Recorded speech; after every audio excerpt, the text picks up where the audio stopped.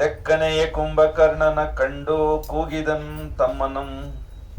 ಬದುಕುವಾಸೆಗೆ ಸಹೋದರರಿರುವರು ಹೊಳೆಯೊಡನೆ ಹೋರಾಡಿ ದಡಕೆ ಏರ್ತ. ಇದೇನ್ ಶಿಶುಗಳೋಲ್ ಸುತ್ತ ಎಸೆದಿರ್ದುದೊಂದು ಆಶ್ರಮಂ. ಚಿತ್ತ ಕಾದುದು ತಪಶಾಂತಿ ಮರೆತುದು ಮನಂ. ಹಿಂದಣ ಪೂರ್ವಮಂ ಮರೆತುದು ಮನಂ. ನೆನೆಯಲೆಳಸಿದನ್ ಯತ್ನ ಮನಿತು ವ್ಯರ್ಥವಾಯಿತು. ವಿಸ್ಮೃತಿಯ ವೈತರಣಿಗದ್ದುದು ಆತ್ಮಂ. ಶಿಶು ಶರೀರದಿಂ ಸಹೋದರಂ ಕುಂಭಕರ್ಣಂ. ಪಸುಳೆಯೋಲಂತೆ ರೋಧಿಸುತ್ತಿರ್ದುದಂ ಕಂಡು ಆ ಶಿಶು ಶರೀರಿ ರಾವಣನ್ ತಾನು ಒಳತೊಡಗಿದನ್. ಬಂದಳಲ್ಲಿಗದೋ ಸೀತೆ ಮಕ್ಕಳ ನೆತ್ತಿ ಮುದ್ದಾಡಿದಳ್. ಹಾಡಿ ಮೊಲೆಯೂಡಿದಳ್ ತೊಡೆಯನೇರಿಸಿದಳೆದೆಗಪ್ಪಿಲಲ್ಲೈಸಿದಳು ತನ್ನ ಅವಳಿ ಮಕ್ಕಳಂ. ತಮ್ಮನಂ ಕುಂಭಕರ್ಣನಂತೆ ತನ್ನನು. ಇದು ಅವನಿಗಾಗುವಂಥ ದರ್ಶನ.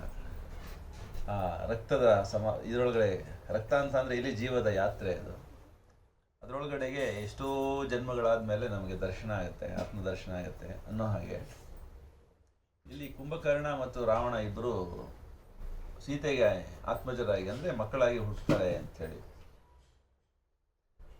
ವಿಭೀಷಣ ಇಲ್ಲಿ ಯಾಕೆ ಬರಲ್ಲ ಅಂದರೆ ಅವನು ಸಾತ್ವಿಕ ಗುಣ ಸ್ವಭಾವ.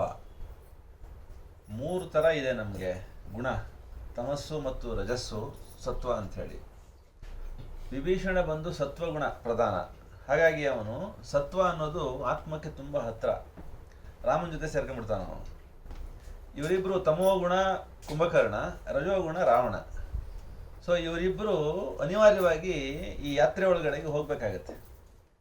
ಅಂದರೆ ಮೊದಲು ನಾವು ತಮಸ್ಸಿನಲ್ಲಿರ್ತೀವಿ, ನಂತರ ರಜಸ್ಸಿಗೆ ಬರ್ತೀವಿ, ನಂತರ ಸತ್ವಕ್ಕೆ ಬಂದು ಆಮೇಲೆ ಗುಣಾತೀತರಾಗೋ ಅಂಥದ್ದು. ಗುಣಾತೀತರಾಗೋದು ಅಂತಂದರೆ ಆತ್ಮದರ್ಶನವನ್ನು ಹೊಂದೋದು ಅಂತ. ಯಾಕಂದರೆ ಗುಣ ನಮ್ಮನ್ನು ಜಗತ್ತಿಗೆ ಬಂಧಿಸ್ತದೆ, ನಿರ್ಗುಣ ಆತ್ಮಕ್ಕೆ ಬಂಧಿಸ್ತದೆ, ಆತ್ಮಕ್ಕೆ ನಮ್ಮನ್ನು ಸೇರಿಸ್ತದೆ. ಅದು ಬಂಧಿಸೋದು ಅನ್ನೋದಕ್ಕಿಂತಲೂ ಸೇರಿಸ್ತದೆ. ಅದು ಗುಣಾತೀತರಾಗೋದು ಅಂತಂದರೆ ಕಾಲಾತೀತರಾಗೋದು, ನಾಮರೂಪಗಳಿಗೆ ಆಚೆ ಹೋಗೋದು ಅಂಥೇಳಿ. ಸೊ ಕಾಲಾತೀತ ಆಗೋದು, ಗುಣಾತೀತ ಆಗೋದು ಮತ್ತು ನಾಮರೂಪಗಳಿಂದ ಆಚೆ ಹೋಗೋದು ಅಂದರೆ ಇದೇನೆ. ದೇಹ ಬಿಡೋದಲ್ಲ.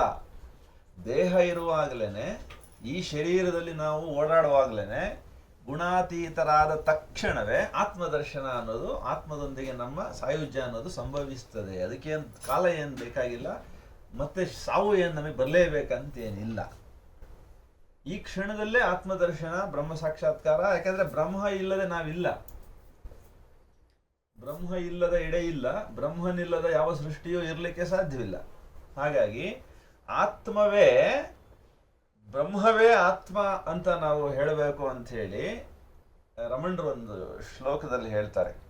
ಹೃದಯ ಕುಹರ ಮಧ್ಯೆ ಕೇವಲಂ ಬ್ರಹ್ಮ ಮಾತ್ರಂ ಯಹ ಮಹಾ ಇತಿ ಆತ್ಮರೂಪೇಣ ಸಂಸ್ಥಿತಂ. ಚಿನ್ಮತ ಮಜ್ಜತಾ ವಾ ಪವನ ಚಲನ ರೋಧಾದ್ ಆತ್ಮನಿಷ್ಠೋ ಭವತ್ವಂ ಅಂಥೇಳಿ ರಮಣರು ಆ ಶ್ಲೋಕದಲ್ಲಿ ಹೇಳ್ತಾರೆ. ಅಂದರೆ ಬ್ರಹ್ಮವೇ ಹೃದಯದಲ್ಲಿ ಆತ್ಮ ಅನ್ನೋ ಹೆಸರಿನಲ್ಲಿ ನಿಹಿತವಾಗಿದೆ.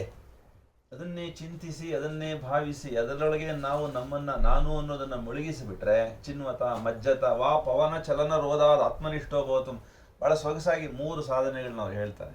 ಪವನ ಚಲನ ರೋಧಾತ್ ಆತ್ಮನಿಷ್ಠೋ ಭವತ್ವಂ ಅಂದರೆ ಎಲ್ಲಿಗೆ ವಾಯು ಸಂಚಾರವಿದೆ ನಮ್ಮ ಶರೀರದೊಳಗಡೆ, ಎಲ್ಲಿ ಹೋಗ್ತಾ ಇದೆ ಪ್ರಾಣ, ಅದನ್ನು ಹಿಂಬಾಲಿಸು. ನೀನು ಪ್ರಾಣವನ್ನೇ ಹಿಂಬಾಲಿಸಿದರೆ ಆತ್ಮ ಸಾಕ್ಷಾತ್ಕಾರ ಅದೇ ಮಾಡಿಸಿಬಿಡ್ತದೆ. ಯಾಕೆಂತಂದರೆ ಪ್ರಾಣ ಈ ಶರೀರದಲ್ಲಿ ಸಂಚಾರ ಇರೋವರೆಗೆ ಮಾತ್ರವೇ ಶರೀರದ ವ್ಯಾಪಾರ.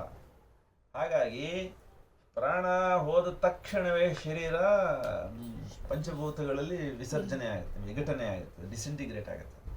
ಸೊ ಹಾಗಾಗಿ ನೀನು ಪ್ರಾಣವನ್ನು ಅನುಸಂಧಾನ ಮಾಡು ಅಂತ ಅವ್ರು ಹೇಳಿರುವಂಥದ್ದು. ಪ್ರಾಣ ನಮ್ಮೊಳಗಡೆಗೆ ಸಂಚರಿಸ್ತಾ ಇದೆ, ಅದು ಹಿಂಬಾಲಿಸೋ, ಸುಮ್ಮನೆ ಏನು ಮಾಡಬೇಡ ನೀನು. ಸೊ ಯಾರು ಪ್ರಾಣವನ್ನು ಹಿಂಬಾಲಿಸ್ತಾರೋ ಅವರು ಪ್ರಾಣದ ಜೊತೆಗೇ ಇರೋ ಅಭ್ಯಾಸ ಮಾಡಿದ್ರೆ ಬ್ರಹ್ಮ ಸಾಕ್ಷಾತ್ಕಾರ ಆ ಕ್ಷಣದಲ್ಲಿ ಆಗಿಬಿಡುತ್ತೆ. ಯಾಕೆ ಇದು ಪ್ರಾಣ ಮುಖ್ಯ ಅಂದರೆ, ಪ್ರಾಣವೇ ಆಕಾಶವನ್ನು, ಪ್ರಾಣವೇ ವಾಯುವನ್ನು, ಪ್ರಾಣವೇ ಅಗ್ನಿಯನ್ನು, ಪ್ರಾಣವೇ ಜಲವನ್ನು, ಪ್ರಾಣವೇ ಪೃಥ್ವಿಯನ್ನು ನಿರ್ಮಾಣ ಮಾಡ್ತಿರೋದು. ಪ್ರಾಣವೇ ಈ ಶರೀರವನ್ನು ನಿರ್ಮಾಣ ಮಾಡಿರೋದು. ಪ್ರಾಣ ಇಲ್ಲದೆ ಹೋದ್ರೆ ಶರೀರ ಎಲ್ಲಿ ಬೆಳೀತದೆ, ಎಲ್ಲಿ ತಿಂತದೆ, ಎಲ್ಲಿ ನಡೀತದೆ, ಎಲ್ಲಿ ನುಡಿತದೆ, ಎಲ್ಲಿ ಏನು ಮಾಡೋಕ್ಕಾಗೋದೇ ಇಲ್ಲ ಅದು. ಸೊ ಪ್ರಾಣ ವ್ಯಾಪಾರವೇ ಈ ಶರೀರದಲ್ಲೂ ನಡೀತಾ ಇದೆ, ಪ್ರಾಣ ವ್ಯಾಪಾರವೇ ಪ್ರಕೃತಿಯಲ್ಲೂ ನಡೀತಾ ಇದೆ ನೋಡಿ. ಈಗ ನಾವು ತಿಂದದ್ದು ಹಣ್ಣು, ನಾವು ಕುಡಿದದ್ದು ಹಾಲು, ಅದೆಲ್ಲನೂ ಪ್ರಕೃತಿಯಿಂದ ಬಂದದ್ದು. ಈ ಶರೀರದೊಳಗಡೆ ಅದೊಂದು ಚೂರು ತಂಟೆ ತಕರಾರು ಮಾಡ್ದಂಗೆ ಒಂದಾಗ್ಬಿಡುತ್ತಲ್ಲ ಅದು. ಈ ಶರೀರದಲ್ಲಿ ಅದು ಎಲ್ಲೆಲ್ಲಿ ಏನೇನಾಗ್ಬೇಕು ಅದಾಗ್ಬಿಡ್ತದೆ. ಅಂದರೆ ಇದು ಪ್ರಕೃತಿಯೇ. ಸೊ ಪ್ರಕೃತಿ ಒಳಗಡೆಗೆ ಸಂವಾದ ನಡೆಸ್ತಾನೆ ಇದೆ ಶರೀರದ ಜೊತೆಯಲ್ಲಿ. ಯಾಕಂದರೆ ಅದು ಪ್ರಕೃತಿ ಇದೆ. ಪ್ರಕೃತಿ ಘನಗೊಂಡು ಈ ದೇಹ ಆಗಿರೋ ಅಂಥದ್ದು, ಅದನ್ನು ಮಾಡಿರೋ ಪ್ರಾಣ. ಹಾಗಾಗಿ ಪ್ರಾಣವನ್ನು ನೀನು ಹಿಂಬಾಲಿಸಿಬಿಡು, ಆತ್ಮ ಸಾಕ್ಷಾತ್ಕಾರ ಆಗುತ್ತೆ. ಇದು ರಮಣರ ಚಿಂತನೆ. ಇದು ವಿಚಾರ ಮಾರ್ಗದಲ್ಲಿ ನೀನು ಮುಂದೆ ಹೋಗೋ ಆ ವಿಚಾರ ಸಂಪೂರ್ಣವಾಗಿ ಎಲ್ಲೋ ಒಂದು ಕಡೆ ನಿಂತು ಹೋಗುತ್ತೆ. ನಾನು ಯಾರು, who am I, whence am I ಅಂತೇಳಿ ಎರಡೇ ಪ್ರಶ್ನೆ ಅವ್ರು ಕೇಳ್ಕೊಳ್ಳೋವಂಥದ್ದು. ಆ ನಾನು ಅನ್ನೋದನ್ನು ಹುಡುಕ್ತಾ ಹೋದರೆ ನಿನಗೆ ತಾನು ಅನ್ನೋದು ಗೊತ್ತಾಗ್ಬಿಡುತ್ತೆ. ಆ ನಾನೂನೇ ತಾನೂ ಆಗಿಬಿಡುತ್ತದೆ ಅನ್ನೋಂಥದ್ದು. ಸೊ ಅದನ್ನು ಇಲ್ಲಿ ನಮಗೆ ಈ ಥರದಲ್ಲಿ ಹೇಳ್ತಾರೆ, ಬೇರೆ ಥರದಲ್ಲಿ. ಆಗ ಆ ಸೀತೆ ಅಂದರೆ ಚೈತ್ಯ ಸಂಪ್ರಜ್ಞೆ ಈ ಮಕ್ಕಳ ರೂಪದ ಈ ರಾವಣ ಮತ್ತು ಕುಂಭಕರ್ಣರನ್ನ ತೊಡೆ ಮೇಲೆ ಸಂತೈಸ್ತಾ ಇದ್ದಾಳೆ. ಇಲ್ಲಿ ದೇವಮಂದಿರದಲ್ಲಿ ಈ ಸ್ವಪ್ನ ತಾಯಿ ಜಗದಂಬೆ ರಾವಣನಿಗೆ ತೋರಿಸ್ತಾಳೆ. ಮಕ್ಕಳಳುವಂತೆ ರೋಧಿಸೋದಕ್ಕೆ ಶುರು ಮಾಡಿಬಿಡ್ತಾನೆ. ಯಾಕೆಂದರೆ ಆ ಜನ್ಮದಲ್ಲಿ ಮಗು, ಈ ಜನ್ಮದಲ್ಲಿ ಶರೀರ ಇನ್ನೂ ರಾವಣನ ಶರೀರದಲ್ಲೇ ಇದೆ. ಆದರೆ ದರ್ಶನ ಮಾತ್ರ ಪುನರ್ಭವದ್ದು. ಅಳಕ್ಕೆ ಶುರು ಮಾಡ್ತಾನೆ. ಹೆಂಗೆ? ಸಣ್ಣ ಮಕ್ಕಳು ಅಳುವಂತೆ. ಹಸುಳೆಯ ಅಳು ಕೇಳ್ದು ಪೂಜಾ ನಿಕೇತನಂ ಹೊಕ್ಕ ವಿಸ್ಮಿತೆ ಮಯನಂದನೆ ಮಂಡೋದರಿ ದಶಾಸ್ಯನ ದುಸ್ವಪ್ನ ಚೇಷ್ಟಿತಕ್ಕೆ ತಳಮಳಿಸಿದಳು. ಮೀಸೆ ಹೊತ್ತ ಮಹಾ ದೈತ್ಯ ಚಕ್ರೇಶ್ವರಂ ಇದೀಗ ಹುಟ್ಟಿದ ಹೊಸತು ಮಗುವಂತೆ ಅಳುತ್ತಿರ್ದುದಂ ಕಂಡು ಬೆದರಿದಳ್. ತನ್ನಂಕ ತೂಲದಿನವನ ತಲೆಗೆ ತಿಂಬೆಸಗಿ ತೊಡಗಿದಳ್. ಹಣೆ ಬೆವರನ್ನು ರಸಿ ಸಂತೈಸಿ ಓಡಿ ಬಂದು ಆ ರಾವಣನ ತಲೆಯನ್ನು ತನ್ನ ತೊಡೆಯ ಮೇಲೆ ಇಟ್ಟು ಬೆವರನ್ನು ಒರೆಸಿ ಸಂತೈಸ್ತಾ ಇದ್ದಾಳೆ ಮಯನಂದನೆ ಮಂಡೋದರಿ. ಶಿಶಿರೋಪಚಾರದಿಂ ಚೇತನಂ ಚೇತರಿಸಿದ ರಾವಣಂ ಬಿಗಿದಪ್ಪಿ ಚುಂಬಿಸುತ್ತೆ ಕರೆಕರೆದು ಮೈ ತಡವಿ ಜಾಗ್ರಚ್ಚೇತನಕ್ಕೆ ಸ್ವಪ್ನದಿಂದಾತನಂ ಜಾಗ್ರಚ್ಚೇತನಕ್ಕೆ ತಂದಳ್ ಪತಿ ಪ್ರಾಣೇ ಮಂಡೋದರಿ. ನೋಡಿ ಅದು ಎಷ್ಟು ಚೆನ್ನಾಗಿ ಹೇಳ್ತಾರೆ ಅಂದರೆ ಅದು it is not so easy to grasp. ಅವನ ತಲೆಯನ್ನು ತೊಡೆ ಮೇಲೆ ಇರಿಸ್ಕೊಂಡು ಅವನ ಬೆವರನ್ನು ಒರೆಸಿ ನೀರನ್ನು ಚುಮುಕಿಸಿ ಅವನ ಮುಖವನ್ನೆಲ್ಲ ಸಂಪೂರ್ಣವಾಗಿ ನೀರಿಂದ ಶುದ್ಧೀಕರಿಸಿ ಮತ್ತೆ ಅವಳು ಮುತ್ತೊತ್ತಿ ಅವನ ಹಣೆಗೆ ಜಾಗೃತಕ್ಕೆ ಅವನನ್ನ ಕರೆತಂದ್ಲಂತೆ. ಎಲ್ಲಿಂದ? ಸ್ವಪ್ನದಿಂದ ಜಾಗೃತಕ್ಕೆ ಕರೆತಂದ್ಲು. ಅದು ಬಹಳ ಸೊಗಸಾಗಿ ಹೇಳ್ತಾರೆ. ಕರೆದು ಮೈ ತಡವಿ ಮತ್ತೆ ಜಾಗ್ರತ್ ಜಗಕ್ಕೆ ಸ್ವಪ್ನದಿಂದ ತನ್ನಂ ತಂದೊಯ್ದು ತೆಗೆದೆತ್ತಿ ತಂದಳ್ ಪ್ರಾಣಪತಿ ಪತಿ ಪ್ರಾಣೆ. ಮೇನ್ ತನ್ನಂ ಹೆಸರು ಹಿಡಿದು ಕರೆಯುತ್ ಎಳ್ಚತ್ತ ರಾವಣಗೆ ಬಳಿಯೊಳೆ ನಾನಿಹೆನ್ ಸ್ವಾಮಿ. ಜಾಗೃತಕ್ಕೆ ಬಂದಾಗ ಆ ಹಿಂದಿನ ನೆನಪುಗಳು ಹೋಗುತ್ತೆ, ಈ ಜೀವನದ ಸ್ಮರಣೆ ಆಗುತ್ತೆ. ಮಂಡೋದರಿ ಅಂತಾನೆ ಇದೀಗ ತಾನೆ ಎಚ್ಚೆತ್ತವನಂತೆ. ಬಳಿಯೊಳಿಹೆನೆ ನಾನು ಸ್ವಾಮಿ ಬೆದರದಿರೋ ಹಾಳ್ಗನಸು ಅದಕ್ಕೆ. ಕನಸಲ್ತು ಅದು ನಾನ್ ಕಂಡೊದದು ಕನಸಲ್ತು ಕನಸಪಾಂಗದಲ್ತು ಮಯನಂದನೆ ಅದು ಪ್ರಿಯೇ ಅದು ಕನಸಲ್ತು. ಲಂಕೆಯೊಳು ನಮ್ಮ ಅರಮನೆಯ ಶೈವ ಮಂದಿರದಿ ಅದೆಂತೂ ನನ್ನ ಮೈಯಲ್ಲಿ ಅದು ನನ್ನ ಮೊಗವೆಲ್ಲಿ ಅದು. ಇದು ಆಶ್ಚರ್ಯ. ಮತ್ತೆ it is not so easy to grasp and explain. ನಮಗೂ ಆಗತ್ತಿದು. ನಾವು ಮಲಗಿರ್ತೀವಿ ಹಾಸಿಗೆ ಮೇಲೆ, ನಮ್ಮ ಮನೆ ಒಳಗಡೆಗೆ ರೂಮಲ್ಲೇ ಇರ್ತೀವಿ. ಇದ್ದಕ್ಕಿದ್ದಂಗೆ ಕೆಟ್ಟ ಕನಸು ಏನೋ ಒಂದು ಬಂದು ಎತ್ತು ಕೂತ್ಬಿಡ್ತೀವಿ. ನಾವು ಯಾವುದೋ ಬೆಟ್ಟ ಹತ್ತುತ್ತಾ ಇರ್ತೀವಿ, ಕಾಲು ಕೈ ಜಾರಿ ಕೆಳಗೆ ಬಿದ್ದುಬಿಡ್ತೀವಿ ಪ್ರಪಾತಕ್ಕೆ ಅನ್ನೋ ಥರ ಕನಸು ಅಂತ ಇಟ್ಕೊಳ್ಳೋಣ. ಎದ್ದು ಕೂತ್ಕೋತೀವಿ ಹಾಸಿಗೆ ಮೇಲೆ, ಇಲ್ಲೇನು ಪ್ರಪಾತ ಇರಲ್ಲ, ಅಥವಾ ನನ್ನ ಶರೀರ ಅಲ್ಲೇನೂ ಹೋಗಿರಲ್ಲ. ಎದ್ದು ಕೂತದ್ದು ನಮ್ಮ ಮನೆಯಲ್ಲೇ, ನಮ್ಮ ಮನೆ ಹಾಸಿಗೆ ಮೇಲೇನೆ, ಶರೀರ ನಡುಗ್ತಾ ಇರ್ತದೆ. ಹಾಗಿದ್ರೆ ಆ ಪ್ರಪಾತದ ಹತ್ರ ಹೋಗಿದ್ದಿದ್ಯಾರು, ಜಾರಿದ್ಯಾರು, ಬಿದ್ದದ್ಯಾರು, ಎದ್ದು ಕೂತಿರೋದು ಯಾವುದಿದು ಶರೀರ? ಹಾಗೆ ನಾವೇನಾದರೂ ಸ್ವಲ್ಪ ಮಟ್ಟಿಗೆ ಶೋಧನೆಗೆ ಇಳಿದ್ರೆ ಗೊತ್ತಾಗುತ್ತೆ, ಈ ಶರೀರದಿಂದ ಆಚೆಗೂ ಕೂಡ ನಾವು ಇರಲಿಕ್ಕೆ ಸಾಧ್ಯವಿದೆ ಅನ್ನೋದಾದರೆ ನಾನು ಆಚೆಯೂ ಇದ್ದೇನೆ, ಶರೀರದ ಒಳಗೂ ಇದ್ದೇನೆ ಅನ್ನೋದು ಸತ್ಯವಾಗಬೇಕಾಗತ್ತೆ. ಸೊ ಶರೀರದ ಒಳಗೂ ಇದ್ದು ಹೊರಗೂ ಇರಬಲ್ಲವನು ಅನ್ನೋದಾದ್ರೆ ನಾನು ನಾಮರೂಪಾತೀತನಾಗಬೇಕಾಗತ್ತೆ. ಅದಕ್ಕೆ ಒಂದು ನಿರ್ದಿಷ್ಟ ನಾಮ ಇದ್ದು ನಿರ್ದಿಷ್ಟ ರೂಪ ಇದ್ದರೆ ಇನ್ನೊಂದು ರೂಪಕ್ಕೆ ಹೋಗೋಕ್ಕಾಗಲ್ಲ ಅದು. ಹಾಗಾಗಿ ಈ ದೇಹದೊಳಗಡೆಗೆ ನಾಮರೂಪಾತೀತವಾದ ಯಾವುದೋ ಒಂದು ಬಂದು ಹೋಗ್ತಾ ಇರಬೇಕಾಗತ್ತೆ ನಿರಂತರ ಅನ್ನೋದು ನಮಗೆ ಕಾಣ್ತದೆ. ಹಾಗೆ ಬಂದು ಹೋಗುವುದನ್ನ ದಾಟಿದರೆ ಸುಷುಪ್ತಿ. ಆ ಅವಸ್ಥೆಯಲ್ಲಿ ಎಲ್ಲವೂ ನಿಶ್ಚೇಷ್ಟಿತ, ಕಾಲದೇಶಾತೀತ. ಅಲ್ಲಿನ ಕಾಲವೇ ಬೇರೆ, ಇಲ್ಲಿನ ಕಾಲವೇ ಬೇರೆ. ಸೊ ಹಾಗೆ ಕಾಲ ದೇಶಕ್ಕೆ ನಾಮರೂಪಕ್ಕೆ ಬರೋದು ಅಂತ ಅಂದರೆ ಅದು ಅವರೋಹಣ. ಆರೋಹಣ ಅಂದರೆ ಇಲ್ಲಿಂದ ಆ ಕಡೆಗೆ ಹೋಗೋ ಅಂಥದ್ದು. ಈ ಲೀಲೆ ಇದು, ಆರೋಹಣ ಅವರೋಹಣ ಅನ್ನೋದು ಲೀಲೆ. ಇದು ನಿತ್ಯ ನಿರಂತರ ಸೈಮಲ್ಟೇನಿಯಸ್ ಆಗಿ ನಡೀತಾ ಇರುತ್ತೆ. ಹಾಗಾಗಿ ನಾವು ನಿದ್ದೆಗೊಮ್ಮೆ ನಿತ್ಯ ಮರಣ ಎದ್ದ ಸಲ ನವೀನ ಜನನ ಅಂಥೇಳಿ ಬೇಂದ್ರೆ ಹೇಳ್ತಾರೆ. ಸುಮ್ಮನೆ ಹೇಳಿದ್ದು ಅಲ್ಲ ಅದು. ಇದನ್ನೇ ಅಲ್ಲಮರು ಇನ್ನೂ ಚಂದ ಹೇಳ್ತಾರೆ. ಅಗ್ನಿಯ ಸುಡುವಲ್ಲಿ, ಉದಕವ ತೊಳೆವಲ್ಲಿ, ವಾಯುವ ಮೆಟ್ಟಿ ಆಕಾಶವ ಹಿಡಿಯುವಲ್ಲಿ, ಯೋಗದ ಹೊಲಬ ನೀವೆತ್ತ ಬಲ್ಲಿರೋ, ಕದಳಿಯ ವನವ ನಿಮ್ಮಲ್ಲೇ ನೀವು ತಿಳಿದು ನೋಡಿರೋ, ಗುಹೇಶ್ವರ ಲಿಂಗ ಕಲ್ಪಿತವಲ್ಲ ನಿಲ್ಲಿರೋ, ಕಲ್ಪಿತವಲ್ಲ ನಿಲ್ಲಿರೋ ಅಂತ ಹೇಳ್ತಾನೆ. ಅಂದ್ರೆ ಆ ಯೋಗ ಭೂಮಿಕೆ ಒಳಗಡೆಗೆ ನಿಲ್ರೋ, ಗುಹೇಶ್ವರ ಅಲ್ಲೇ ಕಂಡ್ರೋ, ಯಾಕೆ ಒದ್ದಾಡ್ತಿರೋ, ಮದ ಮತ್ಸರ ಬೇಡ, ಹೊದಕುಳಿಗೊಳ ಬೇಡ. ಇಷ್ಟು ಚೆನ್ನಾಗಿ ಹೇಳ್ತಾನೆ.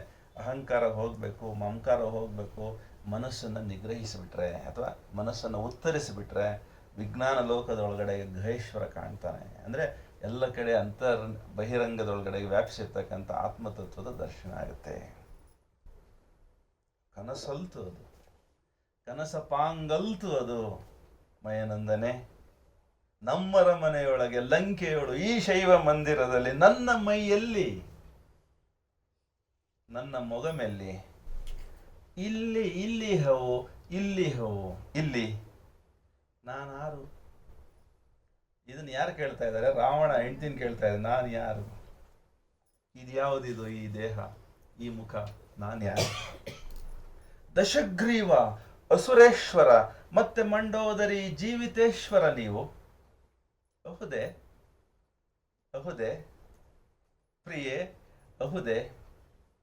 ಬರಿಯ ಮರೆವಲ್ತು ಪ್ರಜ್ಞಾ ಪ್ರಲಯದಿಂ ಜಗುಳ್ದವಲಾದುದು ಎನ್ನಾತ್ಮಂ.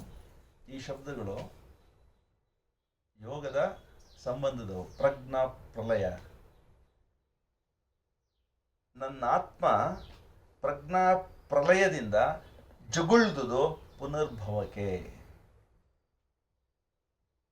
ತನ್ನ ಅಹಂಕಾರದ ಈ ಪುರುಷಾಕಾರವ ಎಲ್ಲವಂ ತೃಣಕ್ಕೆ ಎಣೆ ವಿಸರ್ಜಿಸುತ್ತ ಅಗ್ನಿವೈತರಣಿಗೆ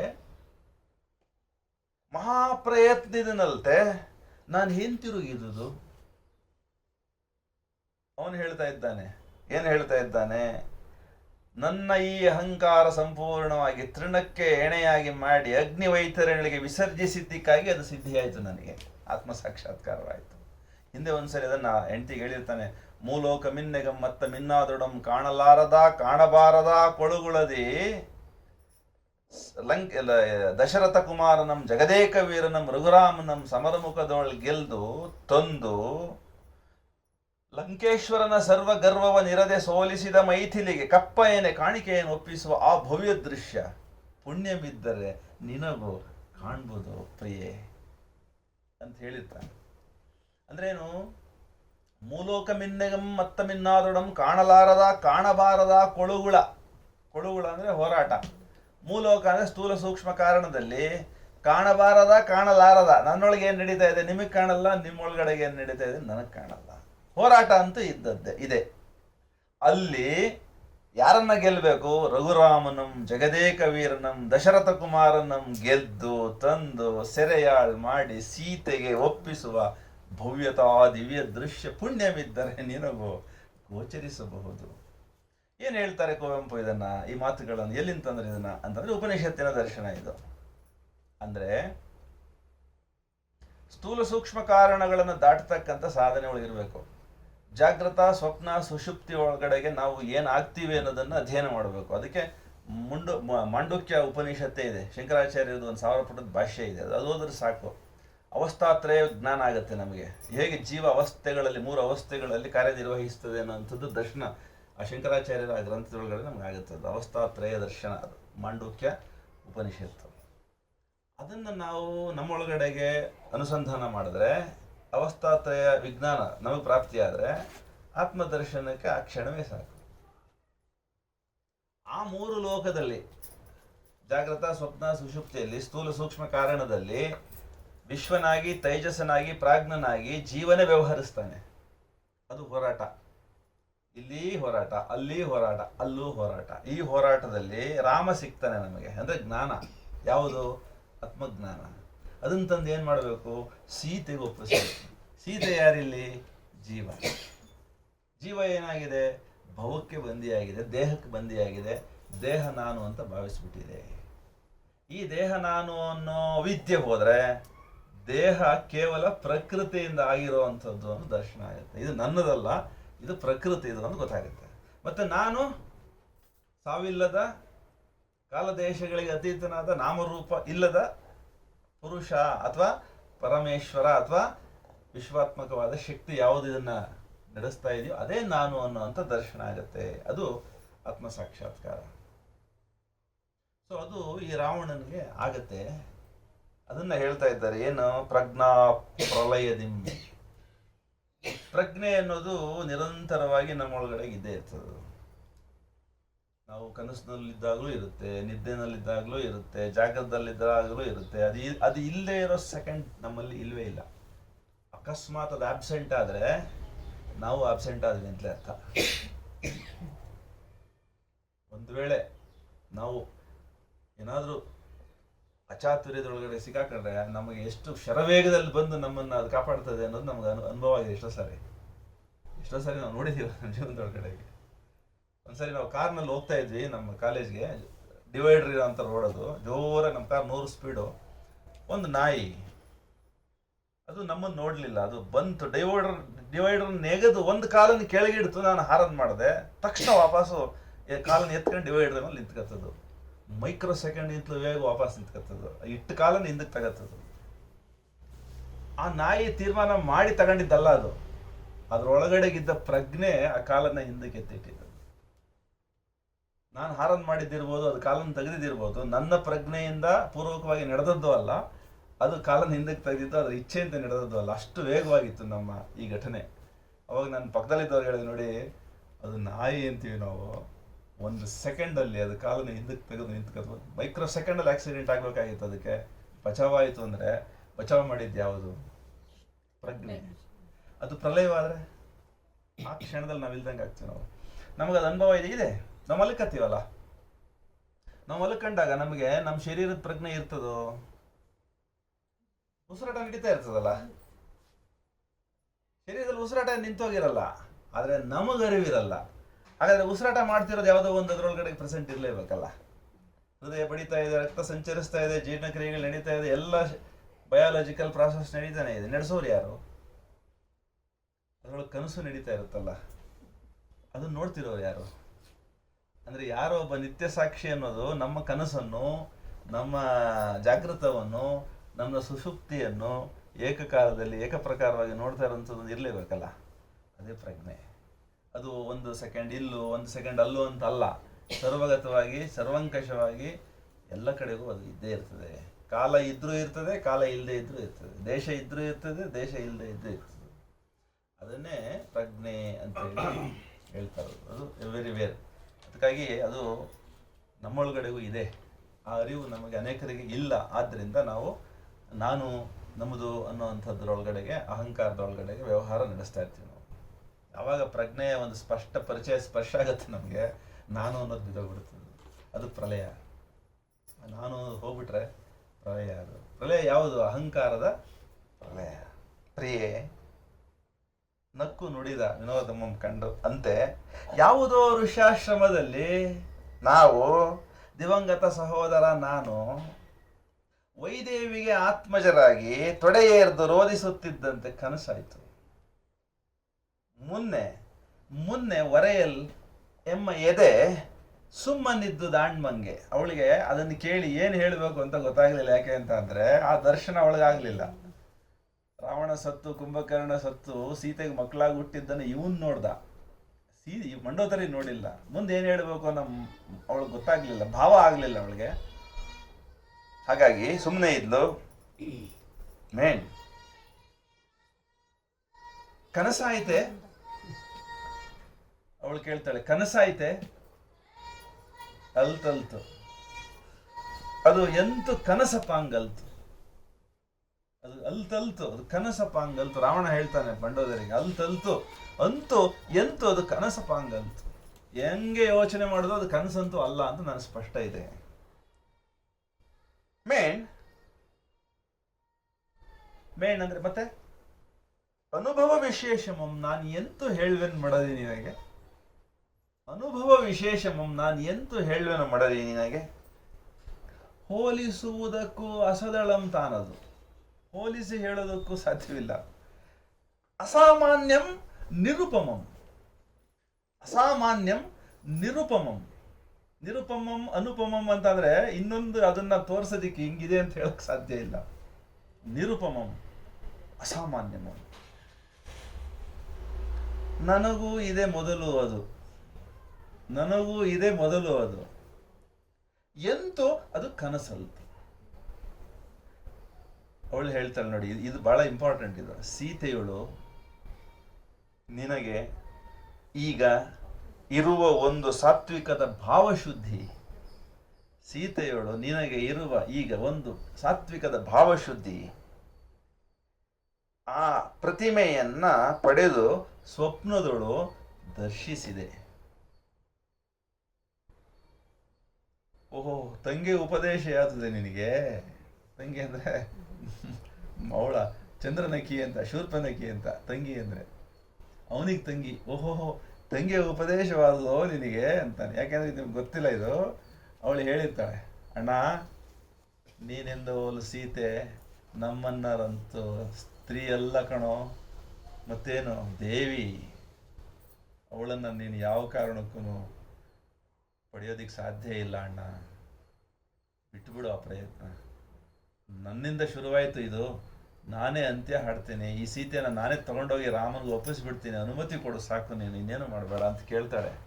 ತಂಗಿ ಉಪದೇಶವಾಯಿತು ನಿನಗೆ ಅಂತ. ಈಗ ಆ ಮಾತನ್ನು ರಾವಣ ಹೆಂಡತಿ ಕೇಳೋದಕ್ಕೆ ಈ ಕಾರಣ.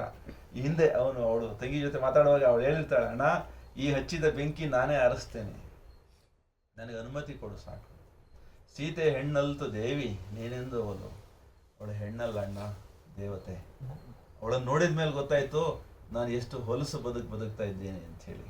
ಇನ್ನೆಂದು ಆ ಪಾಪ ರುಚಿಗೆ ಇಳಿಯನು ಅಣ್ಣ ಅಂಥೇಳಿ ರಾವಣನ ತಂಗಿ ಶೂರ್ಪನಖಿ ಚಂದ್ರನಖಿಯಾಗಿ ಈ ಒಂದು ಕಾವ್ಯದೊಳಗಡೆಗೆ ಬದಲಾಗಿರ್ತಾಳೆ. ಅಣ್ಣನಿಗೆ ಹೇಳ್ತಾಳೆ, ಸೀತೆಯನ್ನು ನಾನೇ ಒಪ್ಪಿಸ್ಬಿಟ್ಟು ರಾಮನ ಪಾದಕ್ಕೆ ನಾನು ಕ್ಷಮೆ ಕೇಳಿಬಿಡ್ತೀನಿ, ನನಗೆ ಅನುಮತಿ ಕೊಟ್ಟರೆ ಸಾಕು. ಆಗ ಅವನು ಹೇಳ್ತಾನೆ, ನಿನ್ನ ಅಳವ ಮೀರಿರ್ಬೋದು ತಂಗಿ, ನೀನೇ ಹಚ್ಚಿದೆ ನಿಜ ಬೆಂಕಿ, ನೀನು ಏನು ಆರ್ಸೋಕೆ ಹೋದ್ರೆ ನೀನು ಅದರೊಳಗಡೆ ಬೆಂಕಿ ಆಗ್ತೀಯ, ಬೂದಿ ಆಗ್ತೀಯ, ನಿನ್ನ ಕೈಯಲ್ಲಿ ಆಗಲ್ಲ, ಅದೇನಿದ್ರು ನನಗೇನೆ ಅಂತೇಳಿ. ಸೊ ಆ ಮಾತನ್ನ ಇಲ್ಲಿ ಹೆಂಡತಿ ಕೇಳ್ತಾನೆ, ಓಹೋಹೋ ತಂಗಿ ಉಪದೇಶವಾಯ್ತೋ ನಿನಗೆ. ಅತ್ತಿಗೆ ಹೇಳ್ತಾಳೆ, ವೀರಧರ್ಮ ಅದು ನೆನೆದೆ ನಾನು ಭವ್ಯ ಪ್ರಥಮಂ. ಸಮ್ಮತವೇ ನಿನಗೆ ದೇವಿ? ಸಮ್ಮತವೇ ಅಂದ್ರೆ ಸೀತೆಯನ್ನು ತಗೊಂಡೋಗಿ ಒಪ್ಸೋದು ನಿನಗೆ ಒಪ್ಪಿಗೆನಾ ಅಂತ. ಯಾಕಂದ್ರೆ ತಂಗಿ ಹೇಳ್ತಾಳೆ ಅತ್ತಿಗೆಗೆ, ಅತ್ತಿಗೆ ಅಂದ್ರೆ ಮಂಡೋದರಿ ಅತ್ತಿಗೆ ಆಗ್ಬೇಕು, ಈ ಚಂದ್ರನಕ್ಕಿಗೆ ಅತ್ತಿಗೆ, ನೀನು ನಾನು ವಿಭೀಷಣನ ಮಗಳು ಅನಲೆ ಎಲ್ಲರೂ ಸೇರ್ಕೊಂಡ್ಬಿಟ್ಟು ಈ ಯುದ್ಧ ನಿಲ್ಲಿಸ್ಬಿಡೋಣ ಅಂತ ಮಾತಾಡ್ಕೊತಾರೆ ಇವರು, ಈ 4 ಜನ. ಆ ಮಾತು ಈಗ ನಿನಗೆ ಇಷ್ಟ ಆಗುತ್ತೆ, ಸಮ್ಮತನ? ಹೆಂಡ್ತಿನ ಕೇಳ್ತಾನೆ, ನಿನಗೆ ಒಪ್ಪಿಗೆ ಆಗತ್ತಾ? ಪಾಪಿಯಂ ಕೈ ಬಿಡದೆ ಪುಣ್ಯಕ್ಕೆ ಒಯ್ಯುವ ದೇವಿ ನೀನು ನನಗೆ. ಹೆಂಡತಿಗೆ ಹೇಳುವಂಥದ್ದು, ಪಾಪಿಯಂ ಕೈ ಬಿಡದೆ ಪುಣ್ಯಕ್ಕೆ ಒಯ್ಯುವ ಸತಿ ನೀನು ಓರ್ವಳೆಯೇ ನನಗೆ. ದೇವಿ ನೀನು, ದೇವಿ ನನಗೆ. ಪ್ರಶಂಸೆಗೆ ಬಾಗಿ ಅವಳು ಕಾಲು ಹಿಡಿದಳು, ತನ್ನ ಪತಿಯ ಕಾಲು ಹಿಡಿದಳು, ಕಣ್ಣೀರು ಒರೆಸಿದ ದಿಟ ದೇವಿ ನೀನು ಓರ್ವಳೆಯೇ ರಾವಣಗೆ. ದೇವಿ ನೀನು ಓರ್ವಳೆಯೇ ರಾವಣಗೆ. ಮೇಣ್ ಸೀತೆ ಮನದಿ ಮೈಥಿಲಿಯ ಚಿತ್ರ ಮೂಡಿತ್ತು ಅಸುರನಿಗೆ. ಮೈಥಿಲಿಯ ಚಿತ್ರ ಮನದಿ ಮೂಡಿತ್ತು ಅಸುರನಿಗೆ ನಮಸ್ಕರಿಸಿದ. ಇಲ್ಲಿ ಕೈ ಮುಗಿದ ಯಾರಿಗೆ? ಒಳಗಡೆಗೆ ಬಂದ ಸೀತೆಯ ಆ ಮೂರ್ತಿಗೆ. ಯಾವ ತರ ಸೀತೆ ಈಗ ರಾವಣನ ಒಳಗಡೆಗೆ ಮೂಡಿದ್ದಾಳೆ ಅನ್ನೋಂಥದ್ದನ್ನು ಮುಂದೆ ಹೇಳ್ತಾರೆ. ಮಂಡೋದರಿಯ ಮೈಗೆ ಮೈ ನವಿರ್ ಮುಳ್ಳುಗಳೆದ್ದಂತಾಯ್ತು, ಕೂದಲುಗಳೆಲ್ಲ ನಿಂತಂತಾಯ್ತು. ಯಾಕೆಂತ ಅಂದ್ರೆ ರಾವಣನ ಅಂತರಂಗದಲ್ಲಿ ಸೀತೆ ತಾಯಿ ಅಂತ ದರ್ಶನ ಆಗಿದೆ. ಜಗದಂಬೆ ತೋರಿಸಿದ್ದಾಳೆ, ಅವಳ ಹಾಲನ್ನ ಕುಡಿತಾ ಇರೋ ಕಂದನಾಗಿದ್ದೇನೆ ನಾನು ಅನ್ನೋ ಅಂಥದ್ದನ್ನ ರಾವಣ ನೋಡಿದ್ದಾದ್ಮೇಲೆ ಈ ಸೀತೆಯನ್ನ ಈಕೆ ನನಗೆ ತಾಯಿ ಅನ್ನೋ ಭಾವದಲ್ಲಿ ನೋಡ್ತಾನೆ. ಅದು ಅವಳು ಆ ಪತ್ನಿ ಕಣ್ಣಲ್ಲಿ ನೋಡ್ತಾಳೆ. ಯಾರ ಕಣ್ಣಲ್ಲಿ? ತನ್ನ ಗಂಡನ ಕಣ್ಣಲ್ಲಿ. ಆ ರಾವಣನ ಕಣ್ಣಿನೊಳಗಡೆಗೆ ಮೂಡಿರುವ ಆ ಸೀತೆಯ ತಾಯಿ ರೂಪದ ಸೀತೆಯ ದರ್ಶನ ಇವಳಿಗಾಗತ್ತೆ. ಸಾಧ್ಯವೇ ಇದು? ಸಾಧ್ಯ ಇದೆ ಇದು. ಯಾಕೆಂದ್ರೆ ನಾವು ಯಾರ್ದಾರು ಕಣ್ಣು ನೋಡಿದಾಗ ಆ ಕಣ್ಣೊಳಗಡೆಗೆ ಏನಿದೆ ನಮ್ಗೆ ಅರ್ಥ ಆಗುತ್ತಾ ಇಲ್ವೋ? ಆಗುತ್ತಾ ಇಲ್ಲೋ? ಆಗುತ್ತೆ. ನಮಗ್ ಬಿಡಿ, ನಮ್ಮಲ್ಲಿ ಸಾಕು ಬೇಕಿಗೆ ಅರ್ಥ ಆಗುತ್ತೆ, ನಾಯಿಗೆ ಅರ್ಥ ಆಗುತ್ತೆ. ನಾವು ಸಿಟ್ಟು ಮಾಡ್ಕೊಂಡು ನೋಡ್ತಾ ಇದೀವ, ದೂರನೇ ಇರ್ತದೆ. ನಮ್ಮ ಕಣ್ಣೊಳಗೆ ಪ್ರೀತಿ ಇದ್ರೆ ಹತ್ತಕ್ಕೆ ಬರ್ತದೆ. ಸೊ ಕಣ್ಣ ನೋಟ ನಮ್ಮ ಹೃದಯದ ಭಾವನೆಗೆ ಒಂದು ಕಿಟಕಿ ಆಗುತ್ತೆ. ಆ ರಾವಣನ ಹೃದಯದೊಳಗಡೆಗೆ ಕಡಿದು ಮೂಡಿದ ತಾಯಿ ರೂಪದ ಸೀತೆಯನ್ನ ಮಂಡೋದರಿ ನೋಡ್ತಾಳೆ. ಮೈ ಮುಳ್ಳಿನವಿರೆದ್ದಂತಾಗುತ್ತೆ ಅವಳಿಗೆ. ನಿನಗೆ ಮಿಗಿಲ್ ಸೀತೆ ನನಗೆ ದೇವತೆ. ನಿನಗೆ ಮಂಡೋದರಿ ಹೇಳೋ, ನಿನಗೆ ಮಿಗಿಲ್ ಸೀತೆ ನನಗೆ ದೇವತೆ. ರಾವಣ ಹೇಳೋ ಮಾತುಗಳಿದು. ನಿನಗೆ ಮಿಗಿಲ್ ಸೀತೆ ನನಗೆ ದೇವತೆ. ಶ್ರದ್ಧೆಗೆಟ್ಟಿದ್ದ ನನಗೆ ಶ್ರದ್ಧೆಯಂ ಮರುಕೊಳಿಸುತ್ತ ಆತ್ಮದ ಉದ್ಧಾರಮಂ ತಂದ ದೇವತೆ ಪೂಜ್ಯೆ ಪುಣ್ಯ ಮಾತೆ. ಇಷ್ಟು ರಾವಣನ ಮಾತು. ಹೆಣ್ಣಿನಲ್ಲಿ ಶ್ರದ್ಧೆ ಇರಲಿಲ್ಲ ಅವನಿಗೆ. ಮೂಲೋಕಮಿನ್ನ ನಾನು ನೋಡಿದ್ದೀನಿ, ಎಲ್ಲ ಲೋಕಗಳಲ್ಲಿ ನಾನು ಹೋಗಿದ್ದೀನಿ. ನನ್ನ ಈ ತೇಜಸ್ಸಿಗೆ, ಈ ವೈಭವಕ್ಕೆ, ಈ ರೂಪಕ್ಕೆ, ಲಾವಣ್ಯಕ್ಕೆ ಸೋಲಿರೋ ಹೆಣ್ಣೆ ಇಲ್ಲಮ್ಮ ಮಾವ ಮಾರೀಚ. ಆ ಮಾತು ಬಿಡು ನಡಿ ಅಂತ ಹೇಳಿ ಹೇಳಿರ್ತಾನೆ ಮಾವನಿಗೆ. 3 ಲೋಕ ನೋಡಿದ್ದೀನಿ, ನಾನು ಓಡಾಡಿದ್ರೆ ಸಾಕು, ನನ್ನಿಂದ ಹೆಣ್ಮಕ್ಳು ಸಾಲಿಟ್ಟು ಬರ್ತಾರೆ, ನಿನಗೇನು ಗೊತ್ತಿದೆ, ನಿನಗೆ ಅರ್ಥವಾಗಲ್ಲ, ಸುಮ್ಮನೆ ನಡಿ ಸೀತೆಯ, ನಿನಗೇನು ಗೊತ್ತು ಅಂತ ಹೇಳಿರ್ತಾನೆ. ಮಾವ ನೀನು ಹೇಳಿದ ಮಾತು ಇವತ್ತು ನಿಜ ಅಂತ ನನಗೆ ಅರ್ಥವಾಯಿತು ಅಂತ ಹೇಳಿ ತನಗೆ ತಾನು ಈ ಹಿಂದಿನ ಸಂಚಿಕೆಯಲ್ಲಿ ನಿನ್ನ ಮಗಳಲ್ಲಿ ತೆನ್ನವಳ ಅನಲಿನಲ್ಲಿ ತನಗೆ ತಾನು ಸ್ವಗತದಲ್ಲಿ ಹೇಳ್ಕತ್ತಾನ, ನೀನು ಹೇಳಿದ ಮಾತು ನಿಜ ಮಾವ, ಸೀತೆ ಹೆಣ್ಣಲ್ಲ, ಪುಣ್ಯ ಮಾತೆ, ನಾನು ಧನ್ಯದಲ್ ಬಾಳ್ ಸಾರ್ಥಕಂ, ಸಾವೋ ಬದುಕು ನನಗಿನ್ನಿಲ್ಲ. ತಿಳಿದೋಡು ಈ ನಿನ್ನ ಹೃದಯದ ಪರಿವರ್ತನ. ತ್ರಿಮೂರ್ತಿಗಳು ಬಂದು ಮೀಯರೆಯಲ್ಲಿ, ತ್ರಿಮೂರ್ತಿಗಳು ಬ್ರಹ್ಮ ವಿಷ್ಣು ಮಹೇಶ್ವರರು ಬಂದಲ್ಲಿ ಮೀಯರೆ ಅಂತ ಶುದ್ಧ ಹೃದಯ ನಿಂದಾಗಿದೆ ಇವಾಗ ರಾವಣ. ನೀನೋರ್ವಳಲ್ಲದೆಯೇ ಅದನ್ನು ಯಾರೂ ನಂಬರು. ಮಂಡೋದರಿ ನೀನು ಒಬ್ಬಳಿಗೆ ಅದು ಅರ್ಥ ಆಗಿದೆ, ಇನ್ಯಾರಿಗೆ ಅದನ್ನ ನಂಬಕ್ಕಾಗಲ್ಲ. ಯಾಕೆಂದ್ರೆ ಪಣವಿಟ್ಟು ನಾನು ನನ್ನ ಮಾಂಗಲ್ಯ ನಂಬಿಸುವೆನು ಅಂತಾಳ ಅವಳು. ಸಾಧ್ಯ ಇಲ್ಲ. ಬಿಡು ಮಹಾರಾಣಿ, ಅದನ್ನ ನಂಬಿಸಿ ನಿನಗೆ ಆಗಬೇಕಾದದ್ದೇನು? ಸ್ವಾರ್ಥ ಸಾಧನೆಗೆ, ನನ್ನ ಮಾಂಗಲ್ಯ ರಕ್ಷಣೆಗೆ ನಾನು ಮಾಡ್ತೀನಿ ಅದನ್ನ. ಮಂಡೋದರಿ ಹೇಳ್ತಾಳೆ, ನಾನು ನನ್ನ ಗಂಡನ ಉಳಿಸ್ಕೋಬೇಕಲ್ಲ, ಅದಕ್ಕಾಗಿ ಸೀತೆನ ವಾಪಸ್ ಒಪ್ಸೋ ಕೆಲಸ ನಾನೇ ತಗೊಳ್ತೇನೆ. ರಾಮನ ಅರ್ಧಾಂಗಿಯಂ ನಾನೇ ಕಪ್ಪಂಗೊಟ್ಟು ತಪ್ಪನ್ನು ಒಪ್ಪಿಕೊಳ್ವೆನ್, ಕ್ಷಮಾಭಿಕ್ಷೆಯನ್ ಬೇಡುವೆನ್. ನಿನಗೆ ಆ ಶ್ರಮ ಬೇಡ, ನನಗಿರಲಿ ಶಿಕ್ಷೆ. ಶಿಕ್ಷೆ ಅಂತ ತಿಳಿಯಬೇಡಯ್ಯ, ಅದು ತಿತಿಕ್ಷೆ. ಮಂಡೋದರಿ ಹೇಳೋ ಮಾತು ಎಂಥ ಜ್ಞಾನಿ. ಶಿಕ್ಷೆ ಅಂತ ಯಾಕೆ ತಿಳಿತೀಯ? ತಿತಿಕ್ಷೆ. ತಿತಿಕ್ಷೆ ಅನ್ನೋದು ಈ ಚಿತ್ತ ಪರಿಕ್ರಮದಲ್ಲಿ ಬರುತ್ತದೆ. ಚಿತ್ತಶುದ್ಧಿಗಾಗಿ ಹೇಳೋ ಅಂಥ ಒಂದು ವಿಧಾನ ಅದು. ನಮ್ಮ ಚಿತ್ತ ಶುದ್ಧಿಗಾಗಿ ಶಮೆ ದಮೆ ಉಪರತಿ ತಿತಿಕ್ಷೆ ಅಂತ ಹೇಳಿ 4 ಹೇಳ್ತಾರೆ. ನಮ್ಮನ್ನು ಶುದ್ಧಿ ಮಾಡ್ಕೊಳಕಿರೋ ಅಂಥ ಒಂದು ಅಂಗ ಅದು, ಯೋಗದ ಅಂಗ ಅದು. ಅದು ಅರ್ಥ ಆಗುತ್ತೆ. ದೇವಿಯ ನೊಯ್ಯಲ್ ನಾನು ಜೊತೆನೆ ಬಂದಪೆನ್, ನಾನು ಜೊತೆಯಲ್ಲೇ ಬಂದಪೆನ್. ಸೀತೆ ನನ್ನನ್ನ ಗೆದ್ದಿದ್ದಾಳೆ. ಅದರಿಂದ ರಾಮನನ್ನ ಗೆದ್ದು, ಕದನ ಮುಖದಲ್ಲಿ ರಾಮನನ್ನ ಗೆದ್ದು ಕಪ್ಪ ಕಾಣಿಕೆಯನ್ನು ನಾನು ಒಪ್ಪಿಸುವೆ. ರಾಮ ಅಪ್ರಾಕೃತ. ಈ ಮಂಡೋದರಿಯ ಮಾತುಗಳನ್ನು ನಾವು ಸ್ವಲ್ಪ ಮಟ್ಟಿಗೆ ಕೇಳಿಸ್ಕೋಬೇಕಾಗುತ್ತೆ. ರಾಮ ಅಪ್ರಾಕೃತ, ಮಾರ್ಕೊಳ್ಳಲ್ಲ. ಮುಕ್ತಿಯಲ್ಲದೆ ಬೇರೆ ಜಯ ಉಂಟೆ? ರಾಮ ಅಪ್ರಾಕೃತ, ಮುಕ್ತಿಯಲ್ಲದೆ ಬೇರೆ ಜಯಮುಂಟೆ. ಈ ಸಾಲು ಬಹಳ ವಿಶೇಷವಾಗಿದೆ. ನಮಗೆ ಸಾಧಕರು ಎಲ್ಲ ಇರೋದ್ರಿಂದ ನಾನು ಅಲ್ಲಿ ಒಂಚೂರು ವಿವರಣೆ ಕೊಡೋಣ ಅಂತ ಹೇಳಿ ನಾನು ಭಾವಿಸ್ತೇನೆ. ರಾಮ ಅಪ್ರಾಕೃತ ಅಂದ್ರೆ ಏನು? ಪ್ರಕೃತಿಯ ಒಳಗಡೆಗೆ ಪ್ರಕಟವಾಗದೇ ಇರುವಂತ ತತ್ವ ಅಪ್ರಾಕೃತ. ಪಂಚಭೂತಗಳಿಗೆ ಆಚೆ ಕಡೆ ಇರುವಂತದ್ದು ಅಪ್ರಾಕೃತ ಅಂತ ಅಂದ್ರೆ.